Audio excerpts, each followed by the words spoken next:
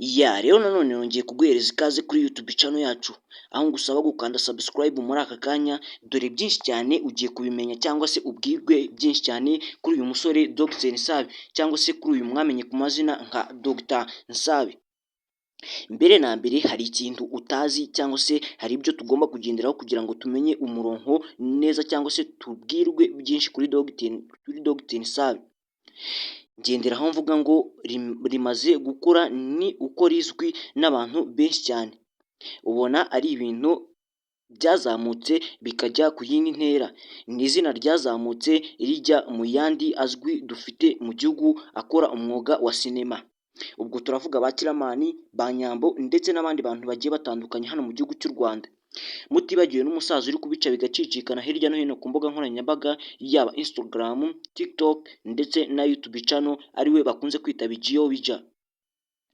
Ku kijyanye n'ikintu cyamugoye mu rugendo rwo kwinjira muri sinema, uyu Dr Nsabi yagize ati ikintu cya mbere cyangoye ni ukwisubiza ikibazo cyo kuzihangana cyangwa se nzihangana ingeze ryari, ariko kubera Imana no gusenga byamaze gucamo ubu ngubu nanjye nkaba nyoboye hano mu gihugu cy'u Rwanda.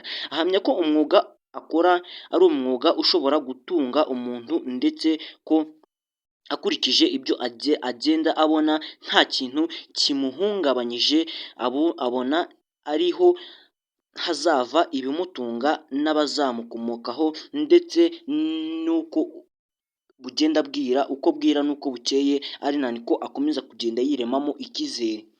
Umva rero amagambo yatangaje cyangwa se amagambo amwe mu yo yavuze, ati ngumye mu murongo ndimo ntagize ikimpungabanya, ni ibintu bishobora kuzangirira umubaro ku buryo bishobora kuntunga nanjye ngatunga n'abandi bantu bagiye batandukanye. Imyambarire ye ari mu kazi ni ikintu yatekerejeho gishobora kuba nk'ikimuranga kugira ngo binamufashe kuzamura izina rye mu buryo bworoshye kandi vuba cyane. Rero wakibaza uti uyu Dr Nsabi biba bimeze gute, ni ibintu akora gute? Anyurizamo ibintu bimuri mu mutwe mu buryo bworoshye kandi bikagera kuri benshi cyane. Ikindi yishimira nuko byatumye yunguka inshuti nyinshi cyane hano mu gihugu cy'u Rwanda. Inshuti yagiye yunguka harimo inshuti nyinshi cyane, gusa nyine nawe niwumva sinema ya hano mu gihugu cy'u Rwanda wumve ko hafi ya bose ari inshuti ziwe. Kimwe mu bintu yakoze akiri umwana ni uyu munsi atajya yibagirwa yuko yavuye mu karere ka Musanze akajya mu karere ka Nyabihu gusura mushiki wiwe yari akumbuye cyane. Dr Nsabi avuga ko nta mukunzi afite. Bwa mbere ababyeyi be babona ibyo akora batumvaga uburyo byazavamo ibintu bifatika, ahubwo bakamugira inama yo kujya mu gisirikare cyangwa se mu gipolisi akaba ariho yakiganira. Gusa rero nkomeza no kukwibutsa gukanda subscribe hasi aho ngaho y'iyo video, kubera ko ibi bintu biraryoshye kandi bihereje wowe amaso.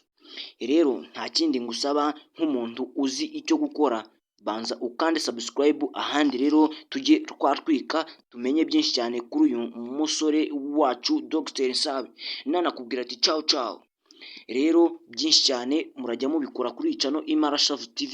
Nanakwibutsa nyine gukanda subscribe. Nimba hari icyo ushaka kumenya ku bantu bakoze hano ku isi, banza ubibaze Rodri Empire.